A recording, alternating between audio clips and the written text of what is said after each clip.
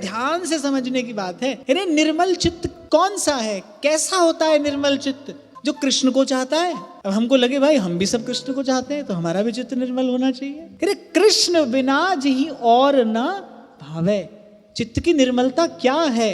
अचाह चित्त की निर्मलता है, निष्कामता चित्त की निर्मलता है। सूरदास जी सीधे सीधे ये भी कह सकते थे निर्मल चित्त अर्थात जो केवल कृष्ण को चाहे वो निर्मल चित्त, पर ये नहीं कहा कि जो कृष्ण को चाहे वो निर्मल चित्त। कृष्ण बिना जी और न भावे।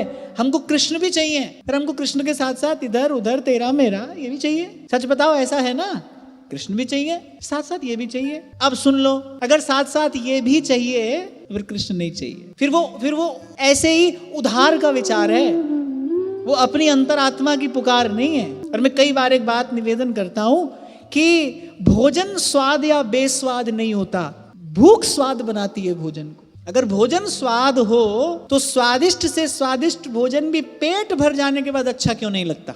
ऐसे कहते रहते हैं हम बड़ा स्वाद है, बड़ा स्वाद है। अरे स्वाद बाहर नहीं है भाई, भूख होती है जो भोजन को स्वाद बनाती है। ऐसे ही इच्छा है तो भजन अच्छा लगेगा, इच्छा है भगवान से मिलने की तो फिर सत्संग में रुचि होगी, संत अच्छे लगेंगे, सत्संग सेवा सुमिरन इसकी लालसा होगी, इसके लिए प्रयास होगा। मन में इच्छा ही नहीं है तो प्रयास कैसे होगा? इच्छा है तो सब अच्छा है। पुनः स्मरण करूं परम श्रद्धेय श्री स्वामी रामसुखदास जी महाराज, उनसे एक बार किसी साधक ने पूछा, बहुत अच्छे साधक ने, कि अनेक अनेक मार्ग अनेक अनेक युक्तियां हैं, आप बताइए ईश्वर तक जाने का मार्ग है कौन सा?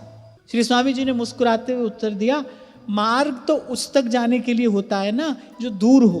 स्वामी जी ने कहा, बेटा उस तक जाने की राह नहीं होती, उसको पाने की चाह होती है। उसको पाने की चाह होती है।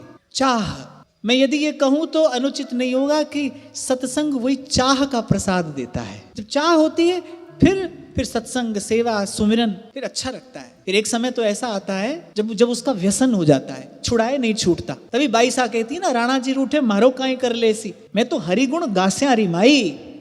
राजा जी रूठे वारो देश रखासी, हरि रूठ्या कट जास्यारी माई। अब मैं नहीं माना जी थारी, मान बर मिलया गिरधारी। अब मैं नहीं माना जी थारी, माने बर मिलया गिरधारी। ये निर्मल हृदय के उद्गार हैं, वो निर्मल मन जो भगवान को चाहिए। निर्मल मन जन सो मोहि पावा।